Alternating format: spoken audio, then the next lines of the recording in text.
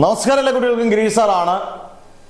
ഈ വീഡിയോ കാണാതെ പോകരുത്. കാരണം പരീക്ഷയ്ക്ക് ശേഷം നിങ്ങൾ ഉറപ്പായിട്ടും പറയും ഡബിൾ പാസ് മാർക്ക് നിങ്ങൾക്ക് ഉറപ്പിക്കാം. ഡബിൾ പാസ് എന്ന് പറഞ്ഞാൽ 18ന്റെ ഡബിൾ 36 മാർക്ക് ഏത് കേരളത്തിലെ ഏത് കുട്ടികൾക്കും +2 ഫിസിക്സിന് കിട്ടുന്ന ഉറപ്പിക്കാവുന്ന ക്വസ്റ്റ്യൻസ് ആണ് പറയുന്നത്.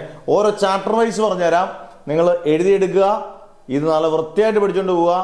ഉറപ്പിക്കാം നിങ്ങൾക്ക് നല്ല ഗംഭീര മാർക്ക് കിട്ടും. എന്നാൽ മാക്സിമം ഷെയർ ചെയ്യുക. സബ്സ്ക്രൈബ് ചെയ്യാനുള്ളവരൊക്കെ സബ്സ്ക്രൈബ് ചെയ്ത് വെച്ചേക്കുക. ഫസ്റ്റ് ആദ്യത്തെ ചാപ്റ്ററാണ് ഇലക്ട്രിക് ചാർജസ് ആൻഡ് ഫീൽഡ്സ്. ഇതിനകത്തുനിന്ന് ഏറ്റവും ഇമ്പോർട്ടൻ്റ് ആയിട്ടുള്ളൊരു 2 ക്വസ്റ്റ്യൻ ഉണ്ട്. ആക്സിയൽ ലൈനും ഇക്വിറ്റോറിയൽ ലൈനും ഡൈപോളിൻ്റെ ആണ്. രണ്ടിൻ്റെയും ഡെറിവേഷൻസ് പഠിച്ചുകൊണ്ട് പോകണം. ആക്സിയൽ ലൈൻ്റെയും ഇക്വിറ്റോറിയൽ ലൈൻ്റെയും. ഗോസസ് തിയറത്തിൻ്റെ പ്രൂഫും 3 ആപ്ലിക്കേഷൻ ഉണ്ട്. ആ ചാപ്റ്ററിൽ വലിയ ചാപ്റ്ററാണ്, അത് പഠിക്കുക. ഇലക്ട്രിക് ഡൈപോൾ മൊമെന്റ് ഇതിൻ്റെയൊക്കെ യൂണിറ്റുകളൊന്ന് പഠിച്ചുകൊണ്ട് പോവുക. ഇത്രയും first chapter. Second chapter electric potential and capacitance ആണ്. നിങ്ങൾ കപ്പാസിറ്റൻസ് എന്ന് പറയുന്ന ഭാഗം മാത്രം നോക്കിയാൽ മതി. Capacitors in series and parallel plate കപ്പാസിറ്ററിന്റെ കപ്പാസിറ്റൻസ്, എനർജി സ്റ്റോറിന്റെ ഇക്വേഷൻ മാത്രം U=12CV². ഇത്രയും മാത്രം സെക്കൻഡ് ചാപ്റ്റർ നോക്കിയാൽ മതി. Third chapter current electricity, drift velocity എന്താണെന്ന് പഠിച്ചിരിക്കണം. അത് തമ്മിലുള്ള റിലാക്സേഷൻ ടൈം, കറണ്ട് ഡെൻസിറ്റി, ഇതൊക്കെ തമ്മിലുള്ള റിലേഷൻസ് പഠിച്ചു നോക്കണം. വീൻസ്റ്റൺ ബ്രിഡ്ജ്, കിർച്ചോഫ് ലോ വളരെ വളരെ ഇമ്പോർട്ടൻറ്റ്.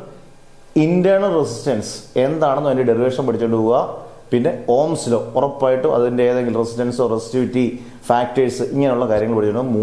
നാലാമത്തെ ചാപ്റ്ററിനകത്തുനിന്ന് conversion of galvanometer into ammeter, conversion of galvanometer into voltmeter, പിന്നെ ഈ പറഞ്ഞ ആംബിയർ സർക്യൂട്ടൽ തിയറവും ബയോട്ട്-സാവാർട്ട്സ് ലോയുടെ ആപ്ലിക്കേഷൻ ആയിട്ടുള്ള സർക്കുലർ ലൂപ്പും.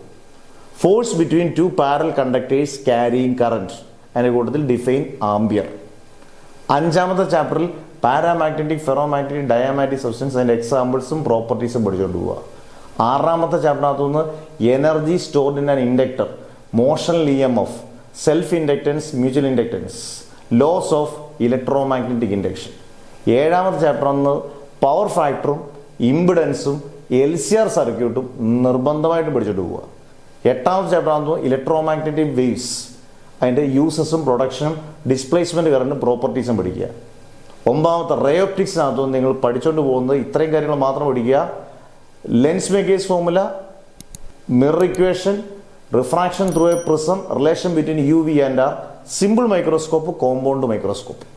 10ാമത്തെ ചാപ്റ്ററിനകത്തുനിന്ന് ഹൈജീൻസിന്റെ പ്രിൻസിപ്പിൾ ഉപയോഗിച്ച് റിഫ്രാക്ഷനും റിഫ്ലക്ഷനും പ്രൂവ് ചെയ്യുന്നത്. റെക്ടിഫയർ 14ാമത്തെ ചാപ്റ്റർ റെക്ടിഫയർ, അതിൻ്റെ ഹാഫ് റെക്ടിഫയറും ഫുൾ വേ റെക്ടിഫയറും നല്ല വൃത്തിയായിട്ട് പഠിക്കുക. അതോടൊപ്പം അതിനകത്ത് തന്നെ forward bias, reverse bias, energy bands in solids, mass defect, binding energy, അത് ആറ്റംസ്, ന്യൂക്ലിയർ. ഇവിടെ ഇത്രയും പഠിച്ചുകൊണ്ട് പോയാൽ ഏത് കുട്ടികൾക്കും ഡബിൾ പാസ് മാർക്ക് ഉറപ്പാണ്. ഇത് നിങ്ങൾ ഈ വീഡിയോ കാണേണ്ടവർക്കും പഠിക്കേണ്ടവർക്കും ടെൻഷനുള്ളവർക്കും എല്ലാം അയച്ചു കൊടുത്തു. ഉറപ്പിക്കാം. Bet on. അന്നേരം കണ്ടുപിടിക്കുക. അടുത്ത വീഡിയോ ആയിട്ട് വെയിറ്റ് ചെയ്യുക. Never ever give up. പറഞ്ഞിട്ട് കൊണ്ടേക്ക്.